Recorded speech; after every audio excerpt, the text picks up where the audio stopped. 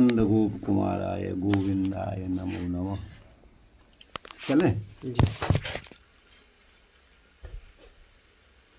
प्रथम अध्याय वेदांत दर्शन, प्रथम अध्याय प्रथम पाद।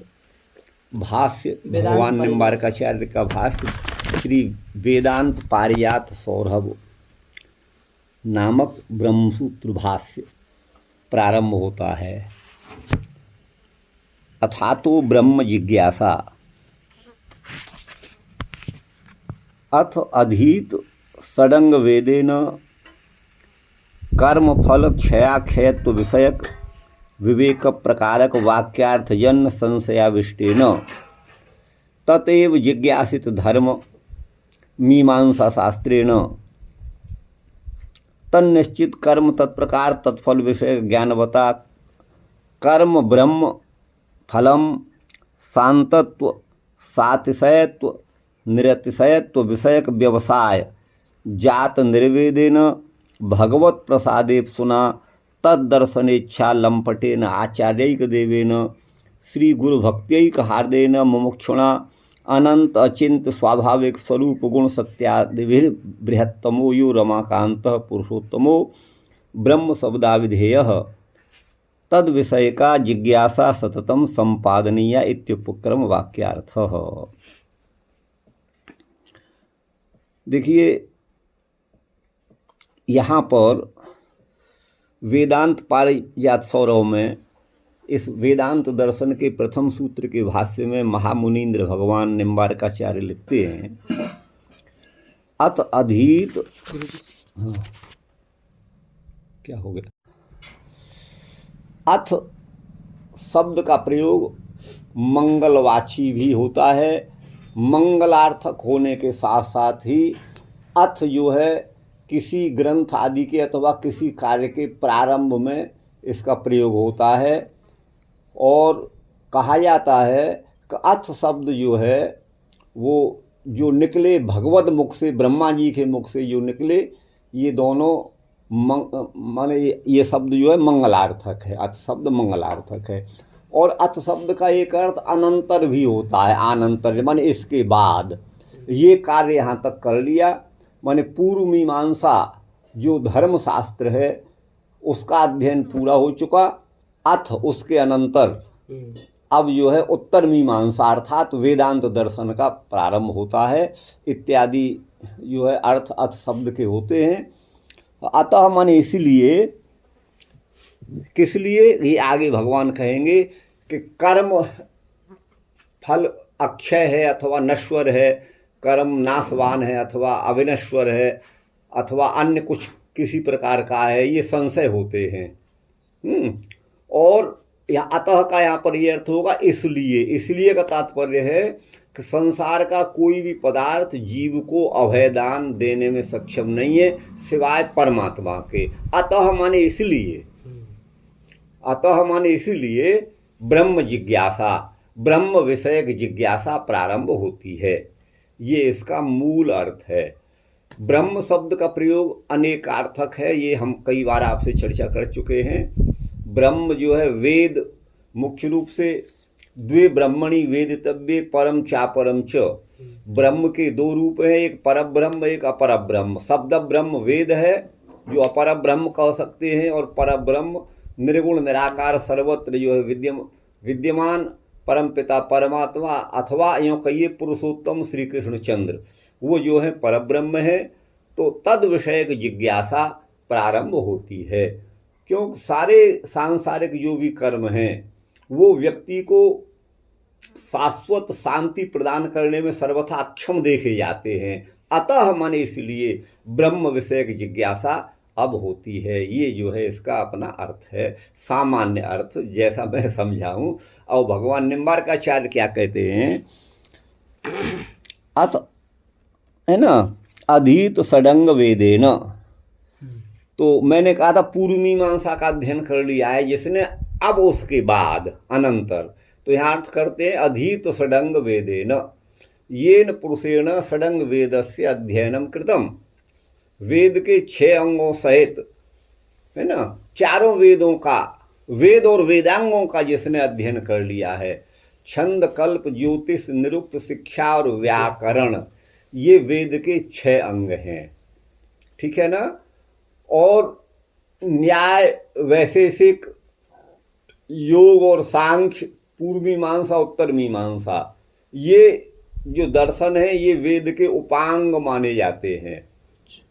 तो अब यहाँ अधीत षडंग वेदेन, है ना, जिसने षडंग वेद का अध्ययन कर लिया है, 6 अंगों सहित भगवान वेद का अध्ययन कर लिया है,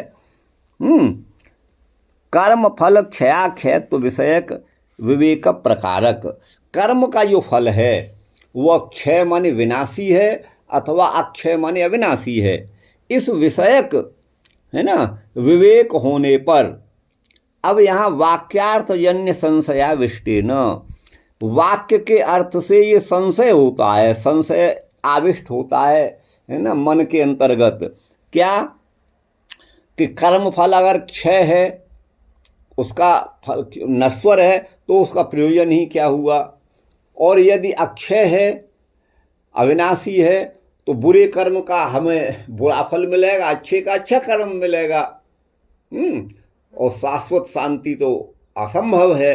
तो ये जब मन में संशय होता है, तत्एव माने इसीलिए जिज्ञासित धर्म, है ना, जो मीमांसा शास्त्रेण, धर्म क्या है, इस बात को मीमांसा शास्त्र का अध्ययन करके जो समझ चुका है।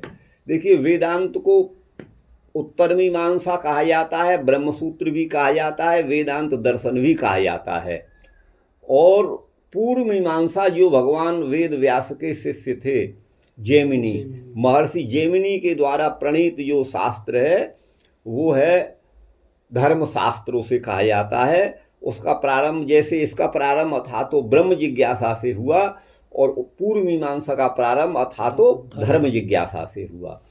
तो वही धर्म विषयक, है ना, धर्म के विषय में मीमांसा प्रस्तुत करने वाला शास्त्र जो है भगवान जैमिनी का, तन्निश्चित कर्म तत्प्रकार तत्फल विषयक ज्ञानवता, उसको अध्ययन करने के अनंतर उसने निश्चय कर लिया है कर्म किस प्रकार से करना चाहिए और उसका फल क्या होता है, तत्फल विषयक, उसका फल क्या होता है, ऐसा ज्ञान वाला जो मनुष्य है उसको कर्म ब्रह्म फलम शांतत्व सातिशयत्व निरतिशयत्व विषय का व्यवसाय जात निर्वेदेन।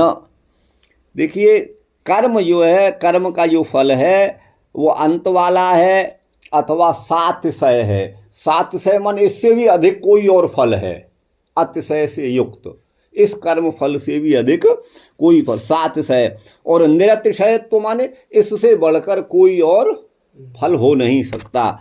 इस विषयक व्यवसाय से माने निश्चय से, व्यवसाय माने निश्चय से, जात निर्वेदेन, जिसको निर्वेद माने वैराग्य उत्पन्न हो गया है।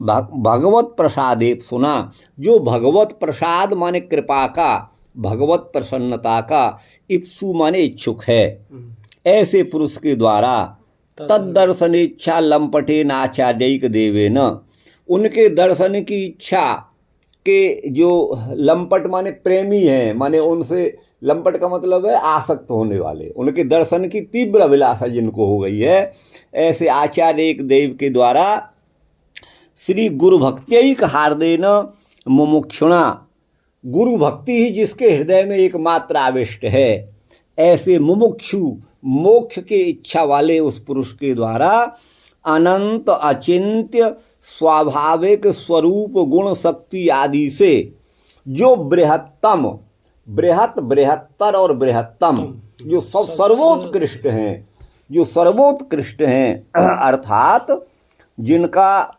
स्वाभाविक स्वरूप गुण अथवा शक्ति ये जो है अचिंत्य हैं, वो चिंतन की, मानवीय चिंतन से परे हैं, ऐसे बृहत्तम जो रमाकांत माने लक्ष्मीकांत भगवान पुरुषोत्तम श्री कृष्णचंद्र हैं। अतोस्मि लोके वेदे च प्रथितः पुरुषोत्तम, भगवद गीता 15वां अध्याय।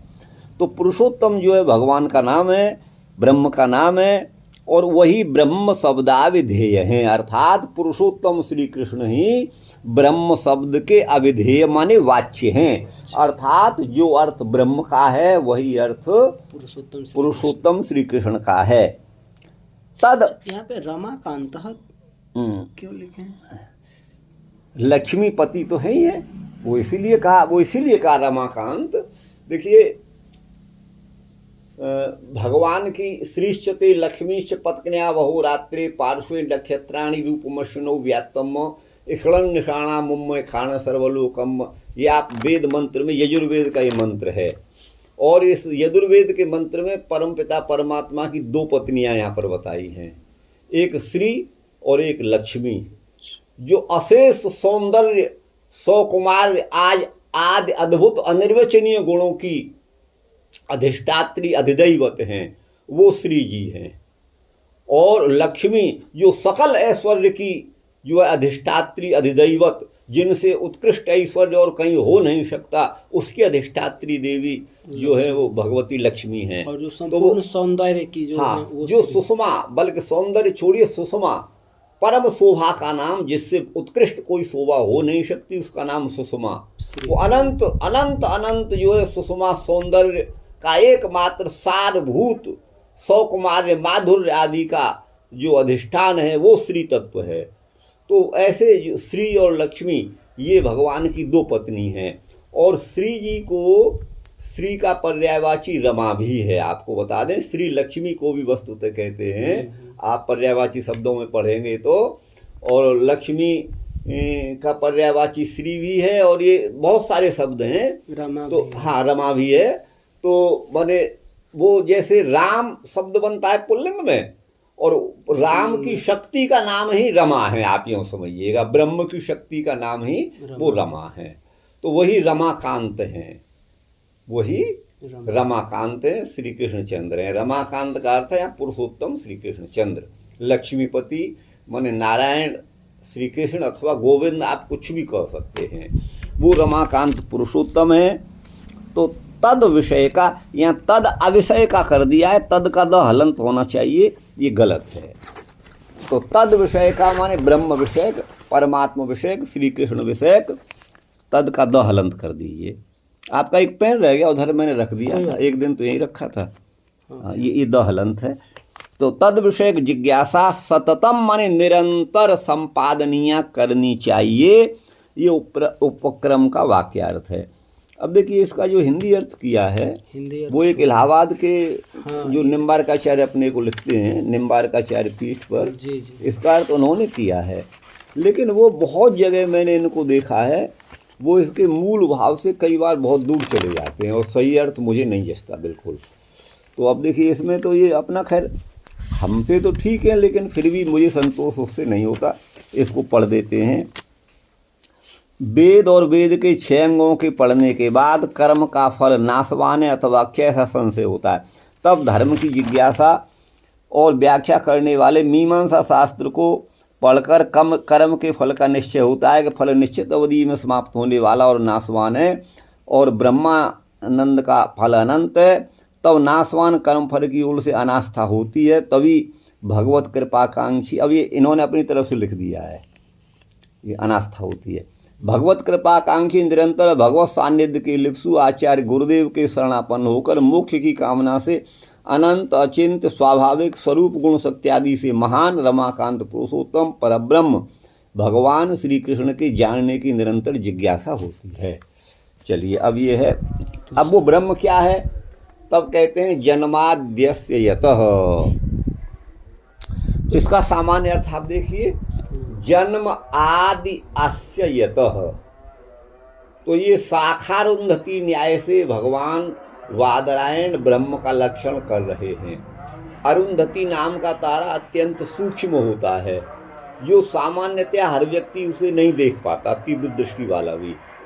तो बताने वाले जानने वाले कहते हैं देखो वो वृक्ष है, वृक्ष की शाखा के ऊपर इस सीध में उस डाली के ऊपर वो चमक रहा है, वो अरुंधति तारा है। तो वस्तुतः वृक्ष की शाखा पर नहीं है, लेकिन वो उसको बताने का एक माध्यम है, आपको बता देना। तो उसी तरह से यहाँ पर जन्माद्यस्य यतः परब्रह्म, अरुंधति तारा तो दृष्टिगोचर हो भी जाता है, लेकिन परम ब्रह्म परमात्मा का साक्षात करना बड़ा ही कठिन है, बड़ा ही दुर्लभ है। तो इसलिए उसी न्याय से यहाँ पर कहते हैं जो अरुंधति तारा हमको नहीं दिखाई दे रहा है, वो वृक्ष की शाखा के माध्यम से उसे दिखाया जा रहा है। जो परब्रह्म परमात्मा का बोध हमें नहीं हो रहा है, दर्शन नहीं हो रहा है, उनको जो है इस संसार के द्वारा उनका परिचय दिया जा रहा है, ऐसा समझिए। तो अस्य पद इदम शब्द का षष्ठी का एक वचन है। अस्य माने पुरोवर्तमानस्य, इदमस्तु सन्निकृष्टम, इदम पद का प्रयोग सन्निहित निकटस्थ वस्तु के लिए किया जाता है। तो यह जो संसार हमें नाम रूपात्मक दो रूपों में ये विश्व प्रतीत होता है। संसार की किसी न किसी वस्तु का कोई न कोई नाम है और उसका अपना एक रूप भी है। तो ये संसार नाम और रूप दो प्रकार से जाना जाता है।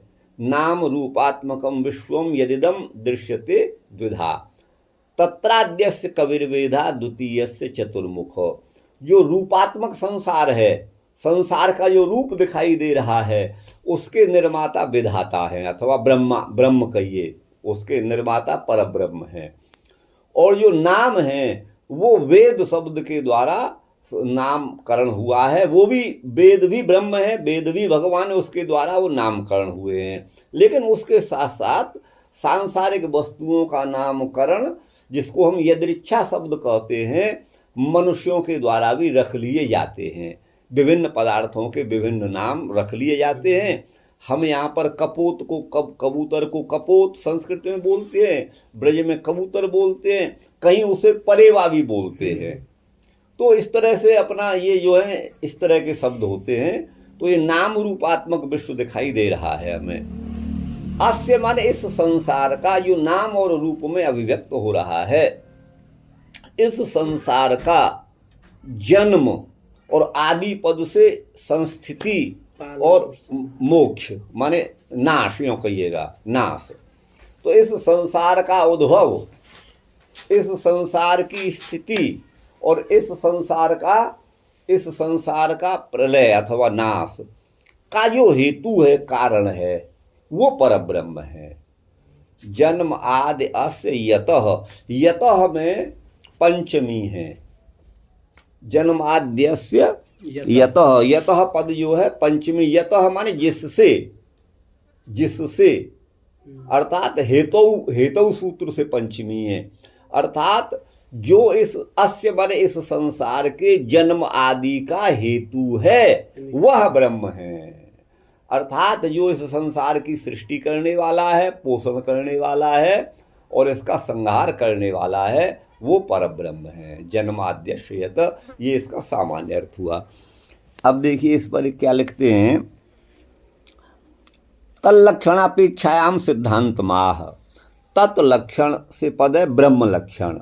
उस ब्रह्म का क्या लक्षण है, इस अपेक्षा में सिद्धांत को कहते हैं। यहाँ पर आपको हम ये बता दें कि लक्षण जो हैं वो दो प्रकार के होते हैं, एक स्वरूप लक्षण, एक तटस्थ लक्षण। तो ये ब्रह्म का तटस्थ लक्षण है, ब्रह्म का तटस्थ लक्षण है। तटस्थ लक्षण हमेशा नहीं रहता, लेकिन स्वरूप लक्षण हमेशा रहता है। यही इसमें अंतर है। जैसे हमने कहा काकवंतो देवदत्त से गृहा, कौवा बैठा है वो देवदत्त का घर है, ऐसा हमने कह दिया। लेकिन कौवा हमेशा तो नहीं रहेगा, है ना। तो ये तो तटस्थ लक्षण हो गया। अथवा इस जगत का जो उद्भव करने वाले हमेशा तो उद्भव नहीं कर रहे हैं, उद्भव भगवान ने कर दिया, हमें अब प्रलय भी नहीं कर रहे हैं फिलहाल, अब तो स्थिति है, स्थिति है। तो ये जो है तटस्थ लक्षण हुआ करता है। और दूसरा जो लक्षण है स्वरूप लक्षण, जैसे सच्चिदानंद रूपाय, परब्रह्म परमात्मा सत हैं। सत का अर्थ है त्रिकाल अबाधित हैं, काल का जो है पहुँच वहाँ तक नहीं है, कालातीत हैं वो। अर्थात तीनों कालों में उनकी सत्ता समान रूप से विद्यमान रहती है। और चित्त माने वो चेतन तत्व हैं अथवा ज्ञानवान हैं, अखंड ज्ञान के, असीम ज्ञान के अथवा समग्र ज्ञान के वो जो है अधिष्ठाता है, अर्थात यूँ कहिए वो सर्वज्ञ है। चित्त पद का अर्थ चेतन कहिए, सर्वज्ञ कहिए, ज्ञानवान कहिए। और इन दोनों तत्वों के साथ साथ परब्रह्म परमात्मा आनंदमय भी है। तो ये परमात्मा का आनंद जो धर्म है, परमात्मा का जो चित्त धर्म है और परमात्मा का जो सत धर्म है, ये कभी इनका वियोग अथवा विश्लेष परमात्मा से नहीं होता। ये परमात्मा का अपना स्वरूप है। ये जो हमेशा हमेशा रहता है, था, है और रहेगा। तो ये स्वरूप लक्षण होता है। तो इसमें इस सूत्र में जो लक्षण परमात्मा का किया वो तटस्थ लक्षण है। अच्छा, अब यहाँ बताया यतः में हेतु में पंचमी है, और हेतु, कारण, निमित्त ये सब पर्यायवाची शब्द हैं। तो अब जहाँ हम कारण की ओर जाते हैं तो न्याय दर्शन की दृष्टि से कारण के 3 भेद होते हैं: समवायी कारण, असमवायी कारण और निमित्त कारण। जैसे वस्त्र का सूत जो है वो उपादान कारण है, माने उसको हम कहेंगे समवायी कारण कहिए। उपादान कारण का ही नाम समवायी कारण है।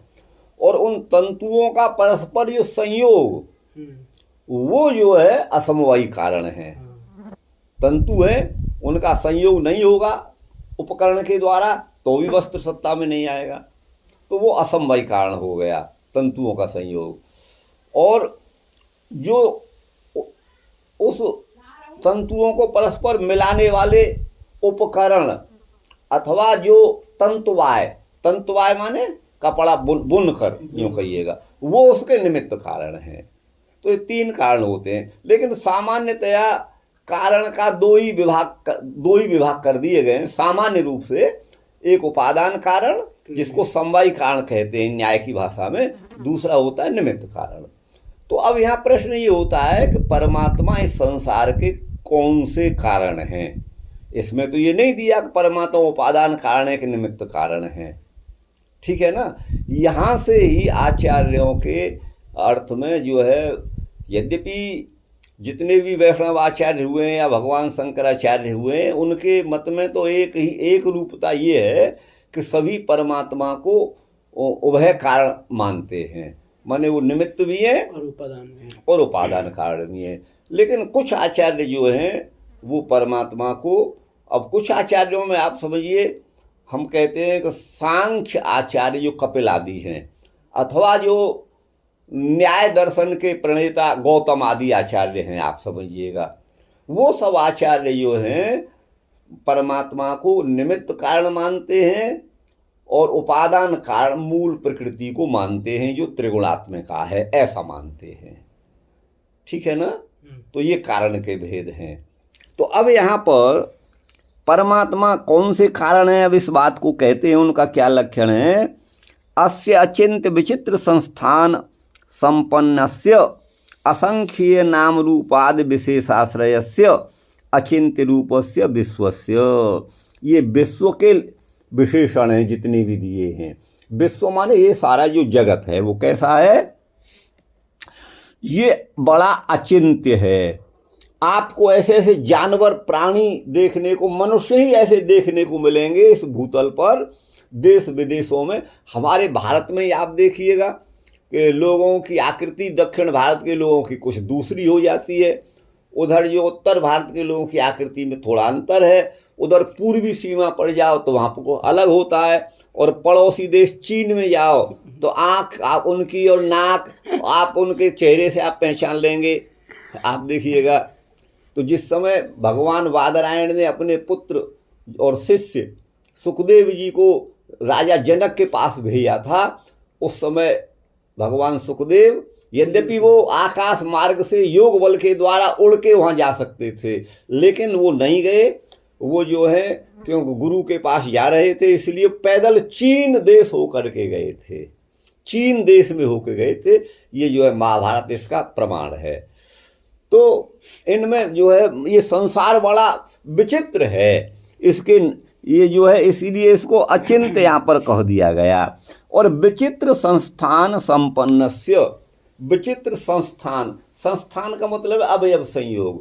किसी की नाक चिपटी सी होगी, किसी के पैर, किसी के हाथ, किसी के मतलब हर चीज़ में अंतर, थोड़ी हर चीज़ में अंतर होगा। और फिर मनुष्यों को छोड़िए, गायों की कितनी प्रजातियां, भैंस की कितनी प्रजातियां, हम तो जो रहते हैं वही देखते हैं। कुत्तों को आप देखिए कितनी प्रजातियां उनकी हैं, खरगोश को आप देखिए, माने एक एक लाखों करोड़ों जो 84 लाख योनियां हैं, उनका ज्ञान बड़ा असंभव है, इसलिए ये अचिंत्य नाम रूप वाला है। वही यहाँ पर कहा ये विचित्र संस्थान, संस्थान माने अवयवों का संस्थान, संपन्नस्य और असंख्य नाम रूपादि विशेषाश्रयस्य, नाम और रूप वो भी संख्यातीत हैं। कहने को तो कह देते हैं कि वही जो रूप है माने योनियां हैं वो 84 लाख हैं, लेकिन एक एक योनि में कितने कितने वो प्रकार भरे पड़े हैं, वो हाँ वो बड़ा कठिन है। तो इसलिए असंख्य नाम रूप वाला, नाम भी असंख्य हैं और रूप भी अलग है। एक वस्तु के अलग अलग नाम है। हम तो कहते हैं जल, कोई कह रहा है वाटर, कोई कबंध, कोई पानी, कोई आप, कोई कुछ और कोई कुछ कह रहा है उसी से। तो ये अचिंत्य हैं। इन अचिंत्य नाम रूप आदि विशेषों का जो आश्रय है होने से ये जो विश्व है वह भी अचिंत्य रूप वाला है। अचिंत्य रूप से विश्वस्य, इस विश्व की सृष्टि, जन्म और आदि पद से है स्थिति और लय, लया। यस्मात्, देखिए यतः का अर्थ है यस्मात्, यतः माने जिस ब्रह्म से होती है, अर्थात वो कौन है, सर्वज्ञात, परम पिता परमात्मा सर्वज्ञ हैं। श्रुति कहती है यह सर्वज्ञ स सर्ववित्, जो सर्वज्ञ है वह सर्ववित् का अर्थ है सर्वव्यापक। लोग प्राय करके अर्थ करते हैं जो सर्वज्ञ है वह सर्ववित् माने सब कुछ जानता है, विद ज्ञाने भी है, विद विचारणे भी है, विद लाभे भी है, विद सत्ता में भी है। लेकिन यहाँ ज्ञानार्थक धातु नहीं है सर्ववित् में, वो सत्तार्थक धातु है सर्ववित्। क्योंकि सर्वज्ञ, ज्ञानार्थक तो सर्वज्ञ कहने से ही भगवान सर्वज्ञ ये बोध हो गया, फिर सर्ववित् उसी पद को कहे तो पुनरुक्ति दोष हो जाएगा, उस वचन का कोई अर्थ नहीं रहेगा। तो इसलिए सर्ववित् का अर्थ है सर्वव्यापक। यह सर्वज्ञ, जो परम पिता परमात्मा सर्वज्ञ है वही सर्ववित् माने सर्वव्यापक है, उसके अतिरिक्त और कोई सत्ता सर्वज्ञ नहीं है। इसलिए वेद में यह हमें एक वचन दिया, अन्यथा तो यह यऊ ये बहुवचन दो वचन ये सब दे सकते थे, वो नहीं दिया। तो जो सर्वज्ञ है वही सर्ववित् माने सर्वव्यापक है। अर्थात वही कहा यस्मात् माने जिस सर्वज्ञ परमात्मा से जो अनंत गुणों का आश्रय है, अर्थात ब्रह्म ईश कालादि नियंतु, ये अर्थ यहाँ पर कर दिया। जो ब्रह्म माने ब्रह्मा, ईश माने शंकर और काल माने समय आदि के भी नियामक हैं, नियंत्रक हैं, उनके नियंता हैं, शासक हैं। यहाँ पर गुरुजी सर्वज्ञ आदि, सर्वज्ञ आदि से वही सर्ववित् इत्यादि, सर्ववित् और जो भी परमात्मा के सच्चिदानंद आदि सब ले सकते हैं। तो ब्रह्म और ईश माने भगवान शंकर, काल माने समय आदि, इनके जो नियंता हैं, ऐसे भगवान जो वासुदेव श्री कृष्ण से हैं, भगवतो है ना, भवंती, भवंती का बहुवचन की क्रिया क्यों है, सृष्टि स्थिति लया यतो भवंती, ऐसा संबंध है। इस संसार की सृष्टि स्थिति और लय होते हैं जिसके द्वारा, अर्थात इस संसार की सृष्टि स्थिति और लय का जो हेतु है, जिससे ये सब सृष्टि स्थिति अथवा लय होते हैं, तदेव पूर्वोक्त निर्वचन विषयम, पूर्वोक्त जो निर्वचन है उसका विषय वही ब्रह्म है। ये लक्षण वाक्यार्थ हो गया। लक्षण वाक्यार्थ का अर्थ है यहाँ परमात्मा का जो है वो तटस्थ लक्षण किया गया है। अब यहाँ विचारणीय ये है, ये तो नहीं बताया कि परमात्मा कारण है, परमात्मा ही सृष्टि करने वाले हैं, लेकिन इस सूत्र से अनेन सूत्रेण इदम स्पष्टम न भवति यत् परमात्मा निमित्त कारणम जगत वर्तते अथवा उपादान कारणम परमात्मा वर्तते अथवा उभयात्मकम परमात्मैव कारणम इति तु निश्चेतुं न शक्यते अनेन सूत्रेण। केवलं सामान्यतया इदमेव लिखितं यत् परमात्मा एव अस्य जगतः कारणम। कथं भूतं कारणम, निमित्तं वा कारणम यद्वा उपादानं वा एतत्तु न निश्चीयते।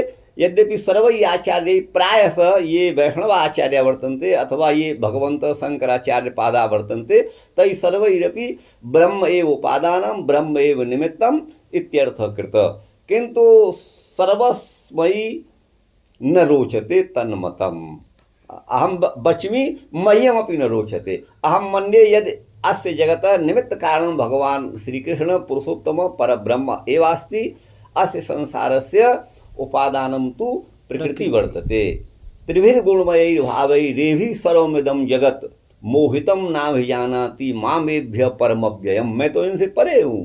संसार तो त्रिगुणात्मक है। दैवी ये सा गुणमयी मम माया दुरत्यया मामेव ये प्रपद्यन्ते माया मेताम तरन्ते, है ना। प्रकृतेर क्रियमाणानि गुणै कर्माणि सर्वशः अहंकार विमूढ़ात्मा कर्ता हमति मन्यते। प्रकृतिम पुरुषंचैव विध्यनादि उभावपि विकारांश्च गुणांश्चैव, ये कहना चाह रहा हूँ, विकारांश्च गुणांश्चैव विद्धि प्रकृति संभवान अस्मिन् संसारे ये विकारा वर्तन्ते ते सर्वे प्रकृति संभूता एव सन्ति। अतएव भगवता स्पष्टम समुक्तम विकारांश गुणांश्चैव, जो जितने भी विकार हैं ये संसार ब्रह्म का विवर्त नहीं है। ये संसार पर ब्रह्म का मतलब जो है विकार भी नहीं है। ये तो प्रकृति का ये विकार है। और यदि हम ये मानेंगे जगत रूप में परमात्मा ही अभिव्यक्त हो गए, माने ब्रह्म ही इसके उपादान कारण हैं, तब तो ये माना जाएगा कि परमात्मा विकारी हो गए। एक दोष तो ये आएगा। दूसरा दोष यहाँ पर ये आएगा कि परमात्मा का कितना भाग जगत बन गया और कितना भाग परमात्मा का शेष रहा। दूसरा प्रश्न, ये प्रश्न यद्यपि तो प्रकृति को भी मानेंगे तब भी ये प्रश्न उपस्थित होगा। और एक प्रश्न फिर सबसे भयंकर प्रश्न ये होता है जिसका उत्तर हमें नहीं मिलता कि जो परमात्मा सत्य चित्त और आनंद स्वरूप है, इस जगत से उस आनंद का लोप कैसे हुआ और उसका चैतन्य कहाँ चला गया। जो अभी हमें रूपात्मक वस्तु दिखाई देती है वो सब जड़ है। कितने लोग कह देते हैं ना, जब ये सब कहा जाता है वो सब जड़ है, बन गए तो कहते हैं कि वो नहीं बने, उनकी शक्ति ये सब काम नहीं। शक्ति तो देखिए सत्यवान से अभिन्न होती है, आपको बता दें। और लेकिन यहाँ माया में ताम तरंतीते, भगवत धाम में तो माया का प्रवेश है नहीं है, आप समझिएगा। शक्ति का मतलब है वो पर उसकी सत्ता हमेशा विद्यमान है। अयाम एकाम लोहित शुक्ल कृष्णाम बहुवी प्रजा सृजमानाम स्वरूपाम अयो ये को जुष्माणु नुषेते जहात्ये नाम भुक्त भोगाम अयोन्य, ये उपनिषद का वचन है, वेद का मंत्र है। तो यहाँ प्रकृति को अया कहा गया है और वो लोहित शुक्ल और कृष्ण वर्ण वाली है, अर्थात त्रिगुणात्मक वो प्रकृति है। और बहुवी प्रजा, बहुत सारी प्रजा को उत्पन्न करने वाली है, बहुत साफ साफ लिखा है।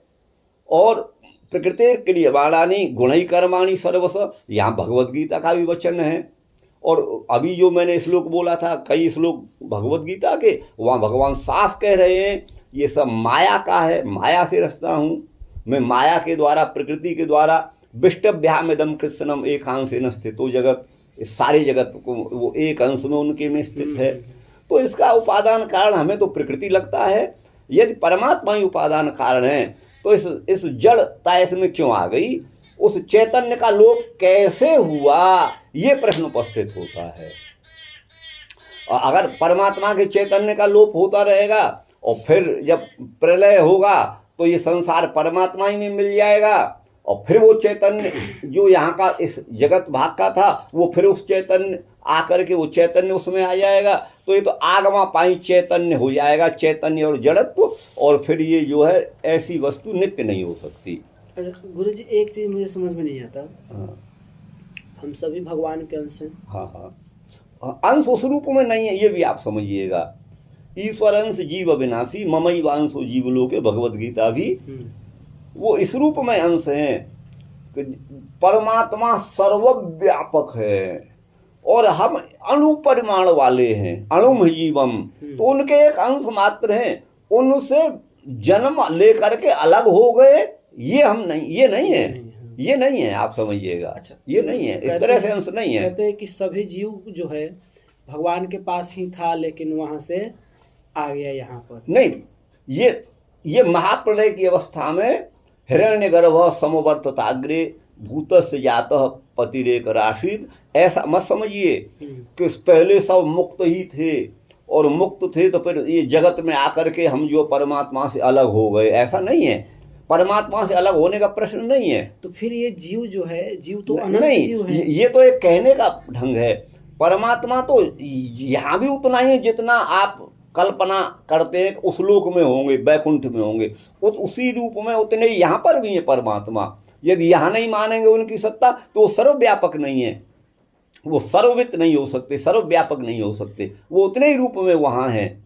और ये इस संसार तो जो है अनादि है, जैसे परमात्मा अनादि है, ये संसार का जन्म मरण ये भी अनादि काल से चला आ रहा है, ये इसका कोई अंत नहीं है। इसका कोई अंत ना, नहीं है। नान्तो न चादिर न च संप्रतिष्ठा। आप समझिएगा, नाम तो भगवत गीता का 15वां अध्याय प्रथम श्लोक, ऊर्ध्वमूलम, ये संसार का मूल ऊपर है। इस संसार का मूल पर मूल माने जड़, हाँ। जड़ नहीं होगी तो पौधा नहीं होगा। अधः शाखम, शाखाएं नीचे को है, ऐसा अश्वत्थ माने पीपल का पेड़ है, अश्वत्थ पीपल को कहते हैं। लेकिन ये अश्वत्थ ही क्यों कहा गया? स्व माने टुमोरो, आगे आने वाला कल। स्व स्थास्यति इति स्वत्थ, स्व अपि स्थास्यति इति विश्वासा नरहत्वात् अश्वत्थः संसारः। संसार का कोई भी प्राणी, कोई भी वस्तु कल भी रहेगी, ये विश्वास नहीं किया जा सकता, इसलिए इसको अश्वत्थ कहा। तो इसकी जड़ ऊपर का मतलब है हम सबसे महान जो परमपिता परमात्मा है वो इसको रचने वाले हैं, इसीलिए कहा जन्माद्यस्यतः, वो इसीलिए कहा जन्माद्यस्यतः। लेकिन ध्यान दीजिएगा, तो उस परमात्मा ने जब जगत को बनाया तो बड़ा पक्षपात कर दिया, किसी को सुखी बना दिया, किसी को दुखी बना दिया, किसी को दरिद्र बना दिया, किसी को अरबपति, ये सब, किसी को सत्यमान, किसी को लंगड़ा, किसी को अंधा, ये सब क्यों करा दिया? तब फिर आगे के श्लोक में आप देखिए भगवत गीता में, अधश्च मूलान्यनुसंततानि कर्मानुबंधीनि मनुष्य लोके। इस संसार रूपी वृक्ष की जड़ मूलतया तो ऊपर है, लेकिन ऐसा मत समझिए नीचे को शाखाएं हैं, इसकी जड़ भी नीचे हैं। और वो कौन है? सिर्फ और सिर्फ मनुष्य लोग के, कर्मानुबंधीनि मनुष्य लोग के। वो कर्म के अनुसार हमको परमात्मा हमें विभिन्न योनियों में सुख दुख आदि देता है, इसीलिए कर्म वैचित्र्यात् सृष्टि वैचित्र्यम, कर्म की विचित्रता से सृष्टि की विचित्रता है। इसके कारण जो हमारी विषमता है, आप जो है धनी हैं, आप रूपवान हैं, आप गुणवान हैं, आप सुखी हैं, आप समृद्ध हैं, मैं आपकी अपेक्षा दरिद्र हूँ, निम्न हूँ, बुरा हूँ, कुरूप हूँ, है ना, ये हूँ वो, तो ये इसका कारण कौन है? वो मनुष्य के द्वारा किए गए निज कर्म हैं। तो कर्मानुबंधीनि मनुष्य लोके, वो मनुष्य लोक में आकर के रुकती हैं उसकी जड़ें। तो मनुष्य लोक की जो जड़ है वही संसार की विचित्रता का हेतु है। जीव जो है, जीव अनंत है। हाँ हाँ। तो कभी न कभी ये जीव तो कहीं ना कहीं तो था। ये तो अपने माने कर्म के अनुसार कभी तो स्वर्ग में भी रहता है, कभी नरक में रहता है, कभी मनुष्य लोक में। आया कहाँ से जीव? कहीं से नहीं, इसकी सत्ता हमेशा हमेशा से है। इसका नाम आत्मा ही है, लेकिन जब ये किसी में योनि में जाएगा, जीव प्राणनी धातु है, जब प्राणन क्रिया श्वसन क्रिया करता है तब इसकी संज्ञा, उसी आत्मा की संज्ञा जीव हो जाती है। अभी मैं सुन रहा था ना, 2-4-10 दिन पहले यूट्यूब में अचानक निकल आया, एक कोई प्रशांत नाम है या क्या है, वो अपना प्रवचन दे रहा था, बोले आत्मा तो ब्रह्म है, ये है वो है, उसमें तो है ही नहीं, ये तो जीव और आत्मा को वो अलग बता रहे थे। इतनी बुद्धि नहीं है, शास्त्र तो पढ़े नहीं है, बस वो अपने अनुयायी हजारों लाख हो गए तो अपना अनर्गल शास्त्र के विपरीत बोलते रहते हैं, उटपटांग बोलते रहते हैं। हाँ हाँ। तो वो ये, तो कहने का मेरा तात्पर्य है कि इस संसार का कारण जो परमात्मा है वो तो उनकी तो समान दृष्टि है, लेकिन संसार में जो विचित्रता है उसका हेतु मनुष्य के द्वारा किए जाने वाले कर्म ही हैं। इसलिए अधश्च मूलान्यनुसंततानि, इसकी जड़ नीचे भी है, और नीचे तो हम मनुष्य पशु पक्षी बहुत सारे, तो बोले नहीं मनुष्य लोग है, मनुष्य है, इसी को बुरे भले का ज्ञान है। और तो बाकी तो भोग योनियाँ मान लीजिए, ये भोग योनि के साथ साथ कर्म योनि भी है, इसलिए इसका हेतु यही है। तो कर्मानुबंधी वो परब्रह्म इस जगत को रचने वाले हैं, जन्माद्यस्य यतः, माने जो इस जगत के हेतु हैं वो परब्रह्म हैं, जगत के कारण जो हैं परब्रह्म हैं। ये कैसे जाना? तब कहते हैं शास्त्र योनित्वात्। शास्त्र योनित्वात् में भी हेतु में पंचमी है, अर्थात वेद आदि जो शास्त्र हैं वो उसके ज्ञापक हैं, प्रमाण हैं। अथवा शास्त्र माने जो वेद है, श्रुति है, भगवती श्रुति है, ठीक है ना, उसका भी योनि माने कारण वही ब्रह्म है।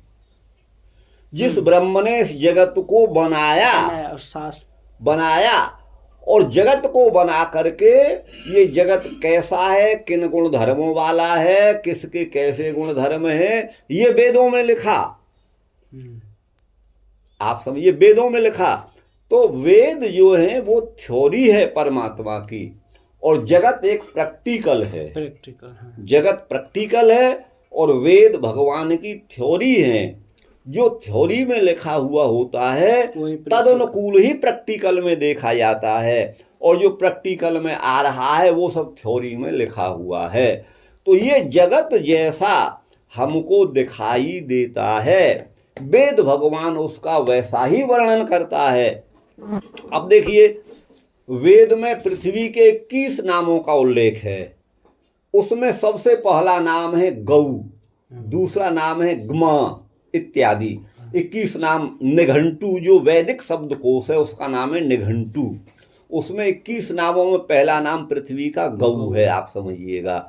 तो अब वेद ने बता दिया। अब गौ शब्द की निष्पत्ति ओणादि का सूत्र है गमेर डो।